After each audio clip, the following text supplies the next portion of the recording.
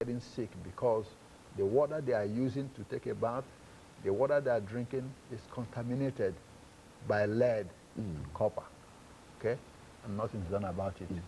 Now the Chinese who are coming into Africa, that's another problem. Everybody's saying, oh, Chinese are in Africa now, they are doing so well here and there. They happen to be the worst polluters now in Africa. A lot of places where they are mining and all this, Africans are treated like dogs, okay? Worse than other countries who have come to Africa to do business. Yeah, they don't care about the environment, they dump things anywhere and abuse their employers. Now, having said that, what do we expect from the African governments?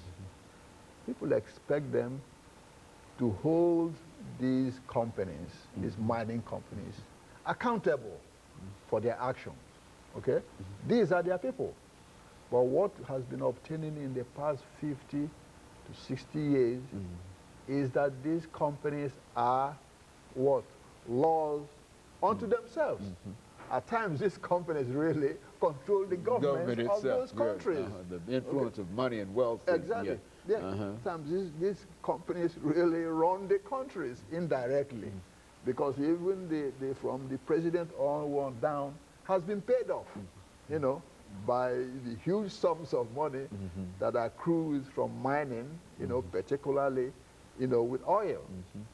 So they turn their face somewhere else while these, companies are busy looting.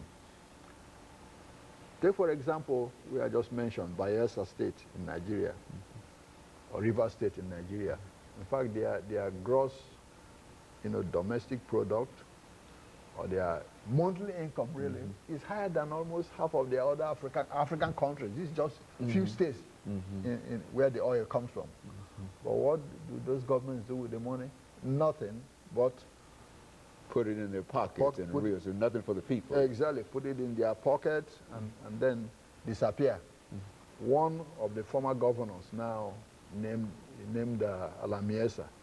Yeah, he was arrested in London where he had, hundreds of millions of dollars in the bank. He ran away. And that one, called James Ibori, he was the governor of oil-rich, Delta State. He's still in London now in jail for stealing, hundreds of millions of dollars, for himself. There was no end to their greed. Is that what, I mean, there's no appropriate kind of stealing that they do. They want it all. Is that exactly. Nothing. It's just not take a dollar and leave the rest for the people. No, it's clean everything and let everybody else be poor, and you are the only king in there. That's part of the problem. And even people in Africa and Nigeria understand that if the politicians are not in cahoot with these mining companies, they cannot get away with what they are doing, you see. So whenever they come in and they're in cahoot with the government, then they're empowered to keep, polluting and not being accountable, I mentioned Patrice Lumumba when we started here. That's part of why he died, because the Union Minière de Katanga, the northern mineral company of Northern Katanga from Belgium, owned the rights to the copper mines in Katanga, which is called Shaba now. And obviously, Lumumba was going to nationalize, the copper mines and all that. So they knew that, and the only way to deal with it is to get rid of him early, so that they could keep, the right to mine and pollute and do whatever they want. So outright assassination and killing anybody who might talk about reform or anything is one of the things that generally happen to any kind of reform. There are no reformers in reference to some of these issues. Is that what we're saying? That's correct, because a lot of these oil companies and mining companies have a lot of money to buy off some of the greedy politicians who do not anyway have the interests of their people at heart.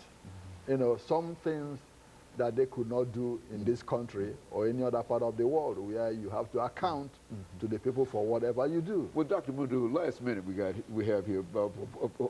Is there a solution to this? It seems that there's no solution to this kind of issue, is there? Well, I think the solution is that the governments in Western Europe or in the United States here, have to prevail on these oil companies, you know, that do business in Africa, saying, hey, if you don't maintain the standards over there that you do here, then we have to sanction, you know, those companies. Like Chevron is from the U.S., you know, and all the rest. We have to put some sanctions on you until, you know, you start acting proper over there as far as environmental controls are concerned. Well, that seems to be such a long shot, and so many people who would suffer between now and then that it's a very, very discouraging kind of situation. And I think that oftentimes we talk about Africa really coming back from some real problems, but there are still some real problems in Africa. Is that right? Absolutely. And insofar as environmental degradation and pollution is concerned. Very good. And of course, Dr. Moo, we thank you for that. And let me encourage our audience to tune in again next week for another informative edition of Comments. Thank you and good morning.